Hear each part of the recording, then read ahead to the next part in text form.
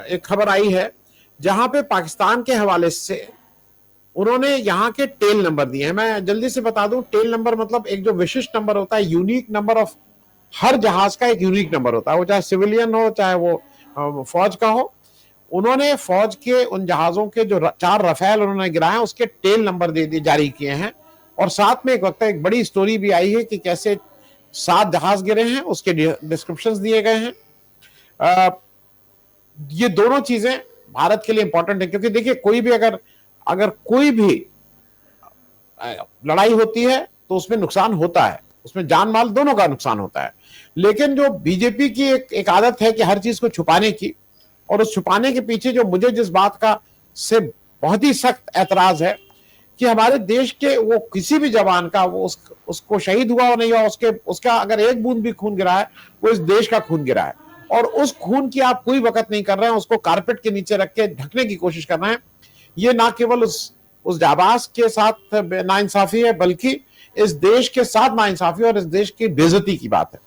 कि ये फ्रांस से खबर आई जब रफाल की बात हुई कि रफाल गिर गया है, मार गिराया गया है, तो एक खबर ये फ्रांस से आई और उन्होंने कहा कि क्वालिटी ऑफ एयरक्राफ्ट की कोई दिक्कत नहीं थी, क्वालिटी ऑफ हार्डवेयर की कोई दिक्कत नहीं थी। उन्होंने कही हमारी क्वालिटी, हमारी स्किल को उन्होंने डाउट किया। उन्होंने कहा था quality of skill was not there. Rafale के जो मैन्युफैक्चरर हैं वो ये समझा रहे हैं कि नहीं नहीं, ये साहब जहाज में कोई दिक्कत नहीं थी, आपको ठीक से आपकी स्किल नहीं थी। राफेल कोई ये एक SLR नहीं है जो हमारी एक गायब हो गई। इस पे हमने लाखों करोड़ों खर्चा किया है। तो ये चीज़ मत करिए, इस चीज़ की सफाई दीजिए कि आखिर 7 गिरे हैं, 6 गिरे हैं, कोई बात नहीं, गिरे हैं। लेकिन इसका इसका आगे आप क्या करेंगे? इसका आगे क्या आप 122 राफेल और खरीदेंगे? किस रेट पे खरीदेंगे? राफेल आपने रोका क्यों था? इसको आपको माफ़ी मांगना पड़ेगा। बस जस्ट बिकॉज राफेल ज़्यादा मारे गए थे, कम मारे गए थे, आप लोगों को क्या उलझाए हुए हैं? कितने मरे, कितने गिरे, बोलो, बोलिए, मानिए क्या हुआ है हमारे साथ। राफेल को लेके मोदी जी ने अपना एक प्रेस्टीज इशू बनाया हुआ है, और हम सब जानते हैं कि राफेल को लेके 2019 का चुनाव में जो विपक्ष की तरफ से मुद्दा था, खासकर कांग्रेस की तरफ से, वो राफेल में हुई डील में ही जो हेराफेरी हुई है, जो धांधली हुई थी खरीद में, कि जो कितने हमें 100 से ज्यादा जहाज खरीदने थे और लेके हम आखिर में आए 36 जहाज। तो वो चीज उसमें कि इतने पैसे में आपने इतना भारी जहाज खरीद लिया, और उसमें आपने सुप्रीम कोर्ट तक गए, और वहां आज भी झूठ बोलते रहते हैं कि उसको डांट लगी और उसने माफी मांगी राहुल गांधी ने, जबकि राहुल गांधी ने नारे के ऊपर माफी मांगी थी। इसलिए नहीं माफी मांगी थी कि उन्होंने राफेल की डील को क्वेश्चन किया था। राफेल की डील अंडर सस्पिशन आज भी है। तो मोदी जी राफेल को एडमिट बिल्कुल नहीं करेंगे। At some stage, later stage, वो जाके सुखोई, मिराज जो भी गिरे हैं उनको एडमिट भले ही कर लें, वो ताज जिंदगी राफेल का गिरना एडमिट नहीं करेंगे जब तक उनकी चलेगी, जब तक उनके हाथ में पावर है। अब रही बात राफेल गिरे कि नहीं गिरे, इनकी पार्टी के ही सुब्रमण्यम स्वामी कह रहे हैं, भाजपा के। उन्होंने कई बार कई इंटरव्यूज में कहा है अपनी पार्टी के बारे में, अपनी सरकार के बारे में। वो कहते उन्होंने तो 7 राफेल कहे कि गिरे हैं। तो ऐसा नहीं है। और पूरी प्रेस के अंदर जब जैसे ही ये युद्ध विराम हुआ उसके तुरंत इमीडिएट और इवन चलते के बीच में, मैंने आपको भेजा भी था एक दिन एक लिंक, उसमें आया कि गिरे हैं हवाई जहाज, और राफेल का भी नाम था उसमें। भटिंडा में जो एक वीडियो फिल्म जारी हो रही थी उसमें उसका वही टेल जो थी वो वहां पड़ी हुई थी, उसपे नंबर लिखा हुआ था इसका जहाज का। तो वो चीज क्योंकि जो कहते हैं ना कि ये सरकार जो है कवर अप करने में बहुत माहिर है। मतलब आपने तुरंत में उसको ऐसा डिसमिस कर दिया हो हल्ले में कि आपको किसी को भी कुछ पता ही नहीं चल पाया। और बात तो ये आप तो जहाजों की कर रहे हैं कि जहाज गिरे या नहीं गिरे, जिसमें कि कर्नल चौहान भी मान रहे हैं, सॉरी CDS भी मान रहे हैं चौहान साहब, आपने शिव कुमार भी मान रहे हैं। वो नाम लेके ना मान रहे हो, वो मान तो रहे हैं ना, डैमेज हुआ है। नंबर 1। नंबर 2, सुब्रमण्यम स्वामी उनकी पार्टी के नेता कह रहे हैं। नंबर 3, पूरे वर्ल्ड मीडिया में ये बात थी कि राफेल गिरे हैं, और जिस दिन गिरे राफेल उससे अगले दिन राफेल के स्टॉक्स के रेट में बहुत जबरदस्त डिप आया वर्ल्ड मार्केट में। तो खाली ऐसा तो है नहीं कि इंडियन गवर्नमेंट कहेगी तभी आएगा डिप वहां के रेट में, क्योंकि उसकी खबर फैल चुकी थी। तो ये चीज, हम इस चीज को डिनाई करना तो जब ये होता है ना कि शुतुरमुर्ग की तरह रेत में सिर डाल लिया और भाई कि कुछ नहीं हो रहा है, ऊपर हो रहा होगा जो हो रहा होगा, लेकिन पब्लिक को मालूम चलना चाहिए, लेकिन सरकार नहीं बताएगी। जैसे अभी आपने बताया कि ये खबर आई है 6 जहाज की, जिस वक्त ये ऑपरेशन सिंदूर होके चुका था, एक वीडियो पाकिस्तानी पत्रकार अजीम चौधरी का वीडियो आज भी लिंक है मेरे पास, मैंने आपको भी भेजा था। उसमें उन्होंने 6 पायलट्स के नाम, उनका सर्विस नंबर और कौन कौन से आर्मी हॉस्पिटल्स में वो दाखिल है, ये उन्होंने सारा डिटेल उस वीडियो में बोला है, नाम के साथ बोला है। उनके जो डेजिग्नेशन, कौन विंग कमांडर, स्क्वाड्रन लीडर, जो भी नाम है वो सबके नाम उन्होंने उसमें बताए हैं। और खबर तो ये भी आई थी कि 6 में से 1 की डेथ भी हो चुकी है और उसको छुपाया गया है, कवर अप किया गया है कि उनकी जब कुछ कहा जाता है कि 13वीं वगैरह की कुछ बात लोगों रिश्तेदारों में, जब उनके 13वीं का एक पायलट की खबर पहुंची तो उनसे पूछा भाई घर वालों ने कि कब हुई डेथ, तो उन्होंने बोला रोड एक्सीडेंट में हुई डेथ। मतलब सरकार ने इतना तक मैनेज कर लिया कि पायलट के परिवार को बोलने से, मतलब शहादत को ही आपने डिसमिस कर दिया। इससे बड़ा अपमान क्या करेंगे आप शहादत का, आर्मी ऑफिसर की। तो खबरें तो ऐसा नहीं है और छन छन के आएंगी, ऐसा नहीं है जो उसमें इन्वॉल्व है, ऑफिसर्स इन्वॉल्व रहे होंगे इस सारे ऑपरेशन में, उनकी भी तो आत्मा जागेगी कभी या नहीं, कभी मेमोइर्स लिखेंगे या नहीं, वो लिखेंगे, जरूर लिखेंगे, क्योंकि ये कंट्रोवर्शियल रहा है आपका ये ऑपरेशन। और दूसरी बात, ये जो बात अभी जो सीडीएस साहब कह रहे थे कि 2 दिन हमें अपनी मिस्टेक्स मालूम पड़ी, जो टेक्निकलिटीज या जो भी कुछ कारण रहे होंगे, मैं इतनी एक्सपर्ट नहीं हूं उस बारे में। 2 दिन हमने ऑपरेशन रोक दिया और 2 दिन बाद रिज्यूम किया, हमने गलती सही कर ली और फिर रिज्यूम किया ऑपरेशन। भाई नंबर 1 तो उन 2 दिन के दौरान भी लगातार ब्रीफिंग आ रही थी आर्मी की तरफ से, आज ये हुआ, आज ये हुआ। अरे जब कुछ हो नहीं रहा था, वहां पे आपकी लड़ाई नहीं चल रही थी, रुकी हुई थी लड़ाई, तो 2 दिन किस चीज की ब्रीफिंग दे रहे थे आप? तब भी मूर्ख बना रहे थे पब्लिक को, इसका मतलब। और फिर जो पहले दिन हुआ है 7 तारीख की रात को, 82 बताते हैं कि 82 जेट्स एक साथ उड़ाए इंडिया ने। उन्होंने, क्योंकि पाकिस्तान का एरिया कम है इंडिया से, तो जब चारों तरफ से उन्होंने उड़ाए तो वो पूरा का पूरा कवर हो गया। तो बताते, जो डिटेल अल जजीरा में पढ़ा है मैंने, तो उन्होंने बताया कि उनके वॉर रूम में अचानक सारा रेड हो गया कि ये तो घेर लिया है हमें। तो तब उन्होंने, क्योंकि यहाँ वाले जो रफेल उड़ा रहे थे वो लोग, या जो भी उसके साथ रफेल के साथ और भी गिरे हैं हवाई जहाज, तो उन्होंने जो आइडिया ये था आर्मी को हमारी कि ये 180 किलोमीटर की रेंज तक इनकी ताकत है, हमें नुकसान पहुंचा सकते हैं। लेकिन वहां क्योंकि चाइनीज एक्सपर्टीज उनकी इलेक्ट्रॉनिक वॉरफेयर की दे रहे थे, वो डायरेक्ट उनकी लाइव लोकेशन भी दे रहे थे और टेक्निकल सपोर्ट भी दिया जा रहा था, तो वो 300 किलोमीटर की रेंज तक उन्होंने मार किया और उस वजह से गिरे हैं। ये नहीं है कि सीमा के ऊपर गिरे, इन्हीं हमारी ही टेरिटरी में गिराए हैं उन्होंने। ये कारण है जिसको कि ये बहुत, क्योंकि ये बताएंगे नहीं कि हमें तो पता ही नहीं था। ये बता रहे हैं कि जो मेरे प्रवीण साहनी जो डिफेंस एक्सपर्ट है, उनके कई वीडियो मैं उस दौरान लगातार सुनती रही। उनका तो ये कहना था, मैं तो डिटेल नहीं जानती ना, मैंने कोई हवाई जहाज उड़ाए हैं, उनका ये कहना था कि उनके सिग्नल्स ही जाम हो गए, जो पायलट्स थे उनको समझ ही नहीं आया क्या हुआ। तो ये बहुत बड़ा, एक इतना बड़ा रहस्य है। मतलब आप जो आपसे पुराने वाले थे, जो नेहरू थे या जो थे, उनके बारे में तो आप खूब सच भी और झूठ भी बहुत उड़ाते हैं और बड़े चटकारे ले लेके बातें करते हैं। अपने बारे में बताइए ना, चटकारे ले लेके।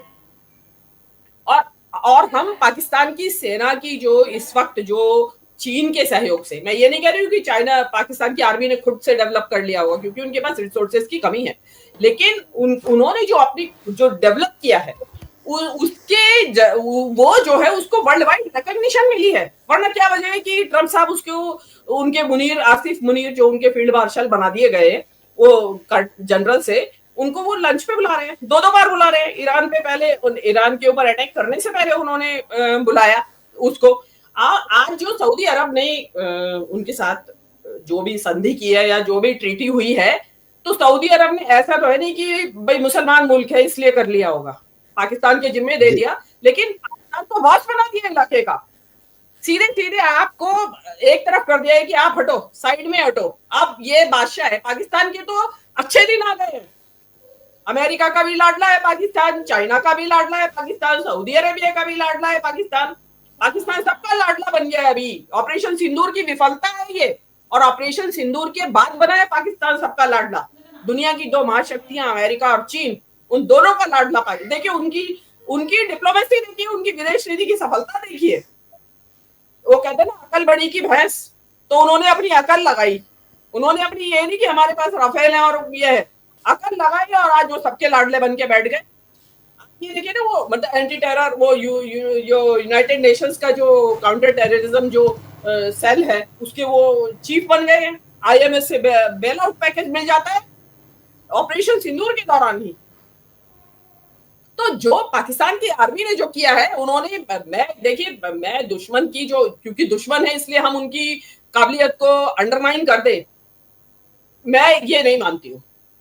अगर सऊदी अरब उनको जिम्मा दे रहा है अपनी सुरक्षा का, क्योंकि सऊदी अरब की अपनी आर्मी तो मिनिस्क्यूल है ही, ना की बराबर ही है, तो वो कोई किसी कारण से तो जिम्मा दे रहा होगा। वो सारी उसकी स्टडी की गई होगी कि भाई कितने कैपेबल है ये लोग, कि कर पाएंगे या नहीं कर पाएंगे सुरक्षा।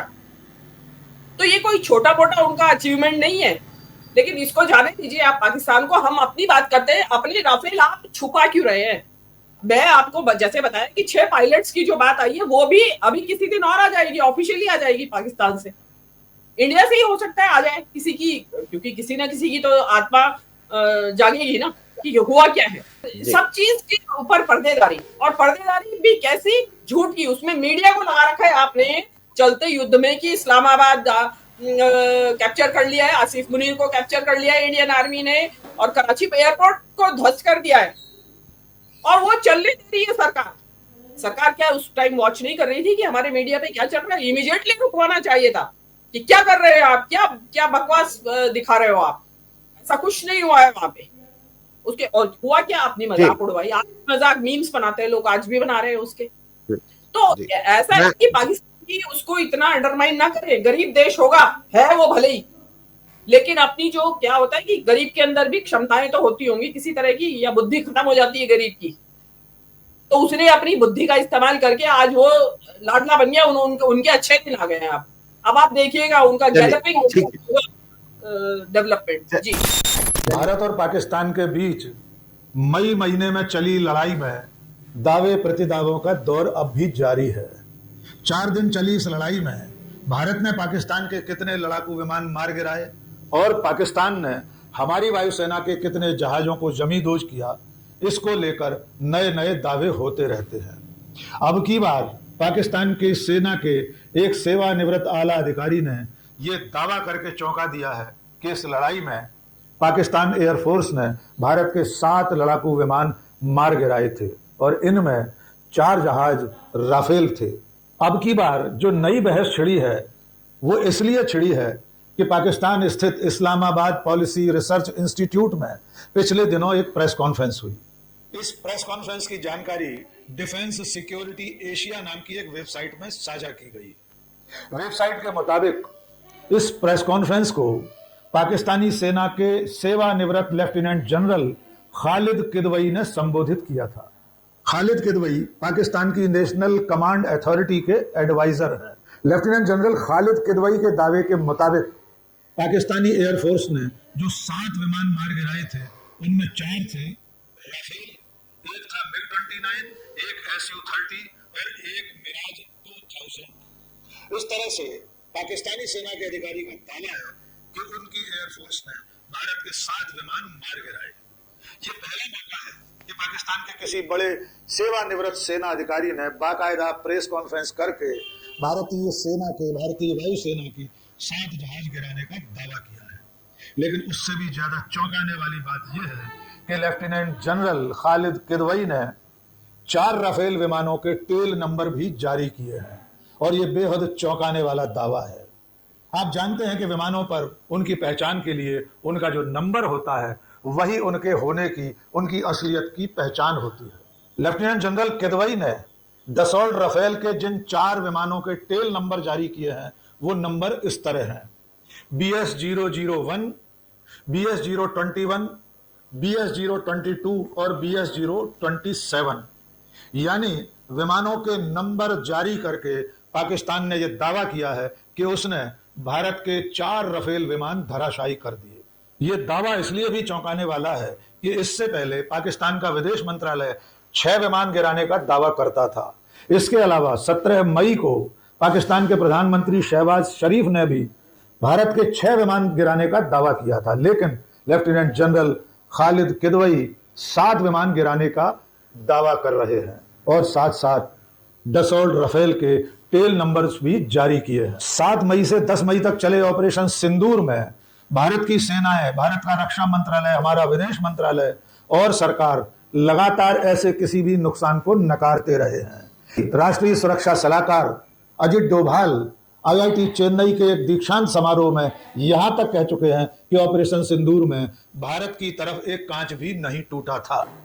लेकिन दूसरी तरफ पाकिस्तानी सेना, पाकिस्तान का विदेश मंत्रालय, वहां के प्रधानमंत्री के अलावा अमेरिका के राष्ट्रपति डोनाल्ड ट्रंप भी 6 विमान गिरने का दावा कर चुके हैं। ऑपरेशन सिंदूर के दौरान पाकिस्तानी हवाई हमले में हमारे 4 रफेल विमान मार गिराए गए हैं, तो ये भारत की वायुसेना और हमारे देश के लिए एक बहुत बड़ा नुकसान भी है, क्योंकि हमने $8.7 बिलियन में 36 रफेल विमान खरीदे हैं। इसकी खरीद को लेकर भी सवाल उठते रहे। एक सवाल यह भी है कि अगर हमारे 7 जंगी जहाज मार गिराए गए हैं तो इनके पायलट्स का क्या हुआ? क्या वे शहीद हुए हैं या कोई घायल हुआ है? अगर वे घायल हैं तो उनका इलाज कहाँ चल रहा है? और अगर कोई पायलट शहीद हुआ है तो उसका नाम भी देश को बताया जाना चाहिए, ताकि देश उसकी शहादत को सलाम कर सके। इन तमाम दावों प्रतिदावों के बीच अब भारत सरकार की, नरेंद्र मोदी सरकार की, हमारे विदेश मंत्रालय और रक्षा मंत्रालय की जिम्मेदारी है कि सच्चाई देश को बताई जाए। अब ये हमारी सरकार की, केंद्र सरकार की जिम्मेदारी है कि वो देश को साफ साफ बताए कि इस लड़ाई में हमारा कितना नुकसान हुआ था। क्या सचमुच हमारे लड़ाकू विमान पाकिस्तान के हमले में धराशायी हुए थे? और अगर नहीं तो पाकिस्तान के इस दावे का एक बार फिर माकूल जवाब दिया जाना चाहिए।